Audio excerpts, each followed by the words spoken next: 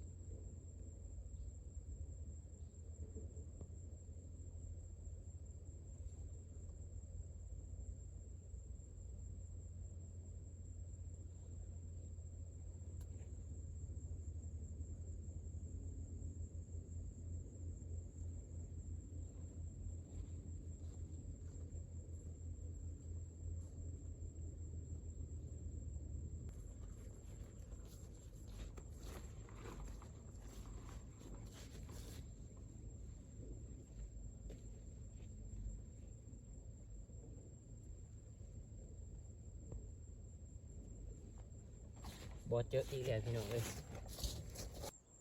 บ่เจอคือเก่า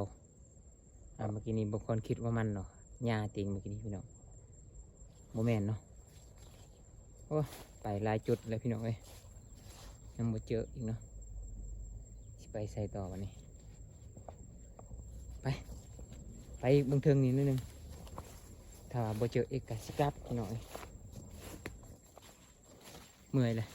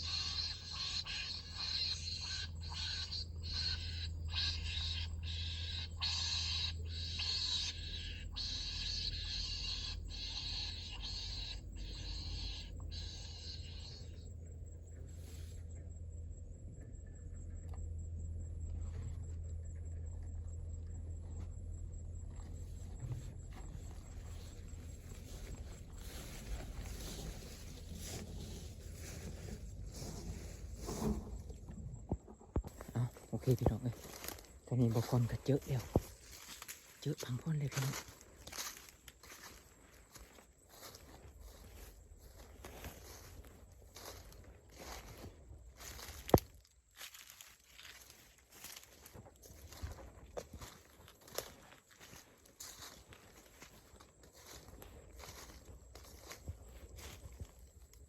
หกขนาด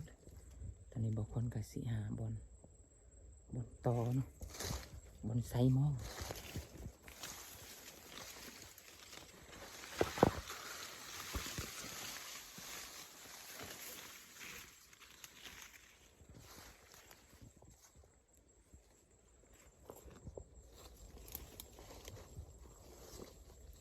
หกอันนี้พี่น้อง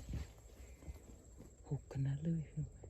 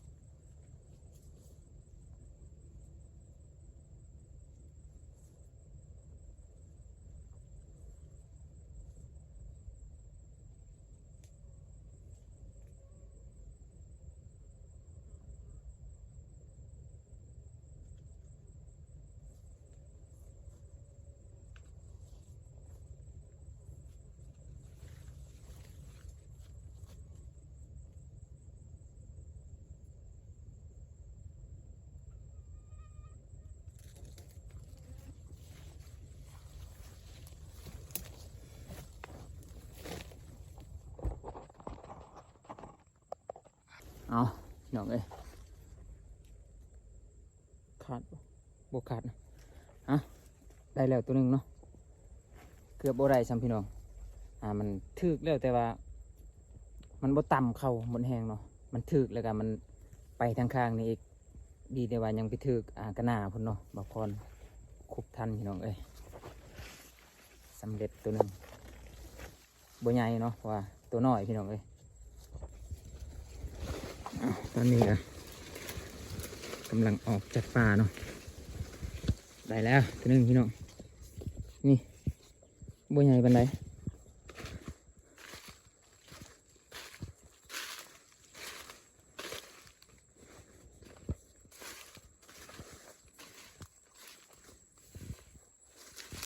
เอาโอเคพี่น้องเนาะตัวนี้ก็บางคนก็สิได้เดินทางกลับเนาะเพราะว่าสิไปต่อแต่ว่ามันก็สิมืดสิค่ำเลยพี่น้องเนาะ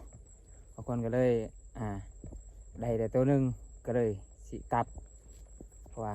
สิค่ำแล้วสิมืดแล้วเนาะโอเคเนาะเจอกันคลิปหน้าพี่น้องสำหรับคลิปนี้ขอจบก่อนเนาะบาย